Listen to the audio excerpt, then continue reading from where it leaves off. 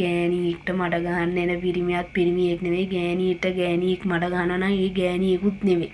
මතක තියාගන්න හොඳේ. මට නම් කවුරු තරහා වුණත් කමක් නැහැ. කියන්න ඕන එක මම මූලටම කියන හරිම අප්‍රසන්නයි. රට විරු අපේ අයිතිය. දෙයක් කියන්න හිතුණා. මම රට හදන්නවත් මිනිස්සු හදන්නවත් නෙවෙයි මේ උත්සාහ කරන්නේ. ගෑනුන්ට ගෑනුකම චුට්ටක් මතක තියනවද කියලා බලන්න මතක් කරලා දෙන්න හොඳේ.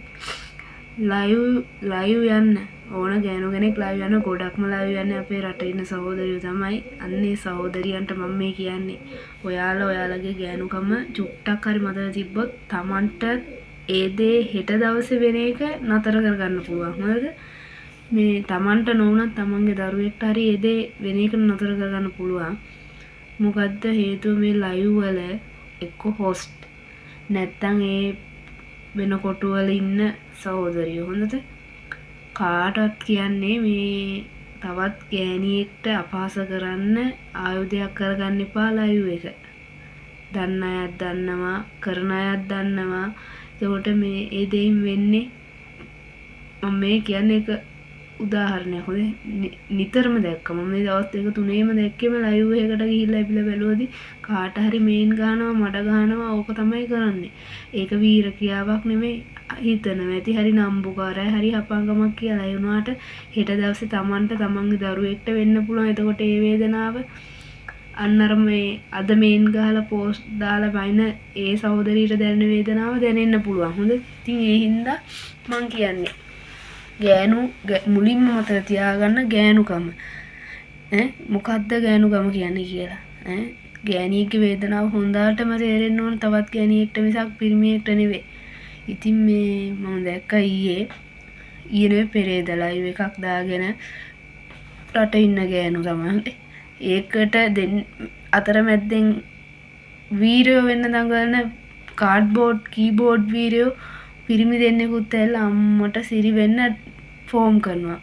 එතකොට අර ගෑනු ටික ඔක්කොම නිකන් මැදි කරගෙන රජ්ජුරුවෝ වගේ ඉන්නවා.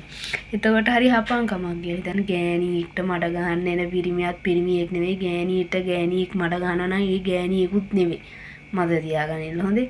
මට නම් කවුරු තරහා වුණත් කමක් නැහැ. කියන්න ඕන එක මම මූලටම කියන හරිම අප්‍රසන්නයි. ගෑනුන්ටම කතා කරන විදිය අබේ වෙලේ කියයි අර තංගෙඩි දෙක කියයි මේ තංගෙඩි දෙක කියයි අර පුගේ මේ පුගේ කියයි. ඒක මේ ඒ ගේනාට ලැබෙන ස්වරූපය ගැන කවදාවත් අපහාස කරන්න එපා. Tamanටත් ඒ දේවල් තියෙනවනේ නේ. පිරිමියෙක් කොයි දේ කියලා අපහාස කරොත් කන්නේ. පිරිමි නිතරම ඇස්මානේ තියාගෙන ඉන්න ගෑනුන්ගේ අවයවට. ගෑණියෙක්ගේ අවයව ගැන අවධානයෙන් ඉන්නේ නේ. හරිම අප්‍රසන්නයි ඉතින්. තවත් ගෑණියෙක් මඩ ගන්නකොට දවස් වාරයක් හිතන්න. ඉතින් මට අයිතියක් නැහැ. ඒ වුණාට මට අයිතියක් තියෙනවා ගෑණියෙක්ට මඩ ගහන්න දැක්කොත් ඒ දේ ගැන කතා කරන්න. මට කවුරුවත් හදන්න අයිතියක් නැහැ.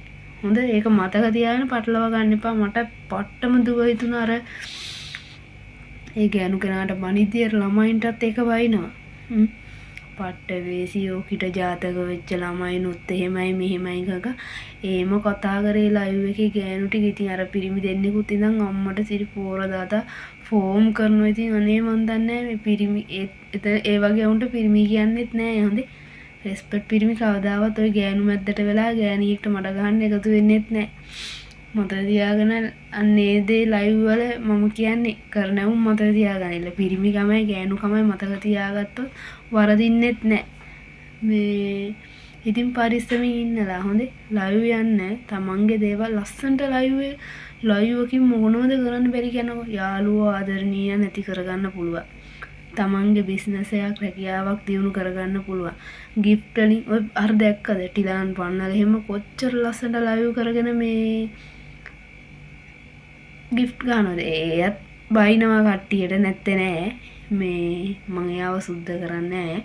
ඒ වුණාට මේ එයා ගිෆ්ට් ගහලා ලයිව් එකේ ගේමක් ගහනවනේ. ඒ වගේ ගොඩක් ලස්සන චරිත ඉන්නවා ලයිව් වල ගේම් ගහලා ඉන්න. ඉතින් අන්න ඒ වගේ වෙන්න මේ කාටවත් මඩක් ගහලා මේ ඉදිරියට යන්න හිතන්නවත් එපා ලයිව් වල. විදේශගත ශ්‍රී ලාංකිකයන්ගේ හදවත් දිනාගත YouTube නාලිකාව රට විරු අපේ අයිතිය.